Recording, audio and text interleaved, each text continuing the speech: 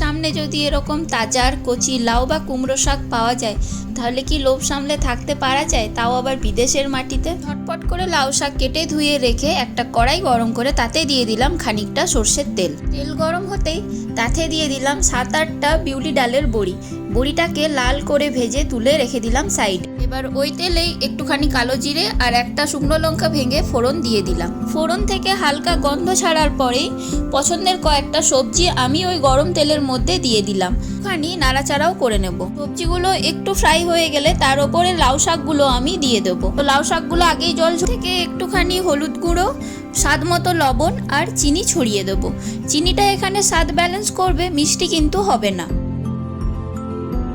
এবার খুন্তির সাহায্যে একটুখানি নাড়াচাড়া করে একটা ঢাকনা চাপা দিয়ে রেখে দেবো প্রায় 7 থেকে 8 মিনিট। 7-8 মিনিট লো ফ্লেমে রাখার পর আমি ঢাকনাটা খুলে তোমাদেরকে দেখালাম। দেখো শাক থেকে কিন্তু একদম জল ছেড়ে দিয়েছে আর আলু বেগুন এগুলো কিন্তু অনেকটাই সেদ্ধ হয়ে গেছে।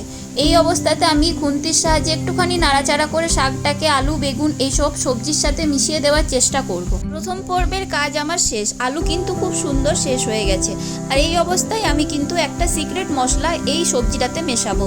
আর এটাতে আমি দিয়েছি পোস্ত, সর্ষে, জিরে আর দিয়েছি গোলমরিচ। আর তার সাথে দিয়ে দিয়েছিলাম 2-4টে কাজু বাদাম বাটা একসাথে বেটে তারপরে এই মশলাটাকে আমি এই সবজিটার মধ্যে কিন্তু মিশিয়ে দিলাম। মিশিয়ে দেওয়ার পর ভালো করে একটু কষিয়ে নিতে হবে খুন্তির সাহায্যে। ও হ্যাঁ, কাঁচা লঙ্কাও কিন্তু আমি দিয়েছিলাম। ঝালটা তোমাদের নিজেদের স্বাদের ওপর, যে যেরকমভাবে ঝাল খাবে সে কিন্তু সেরকম এই সবজিটাতে ঝাল দেবে। আর এই সবজিটা একটু ঝাল ঝাল খেতে ভালো লাগে। তো আমি ভালো করে মশলাটাকে কষিয়ে নিয়ে একটুখানি ফুটিয়ে নিয়েছি। 1-2 মিনিট রাখলে এটা ফুটে যাবে।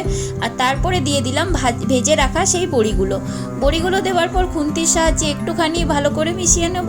তারপরে একটা ঢাকনা দিয়ে আমি এই গ্যাসের ফ্লেমটাকে কিন্তু বন্ধ করে দেবো। 10 মিনিট রাখলেই কিন্তু তৈরি হয়ে যাবে লাউ শাকের এই চচ্চড়ি।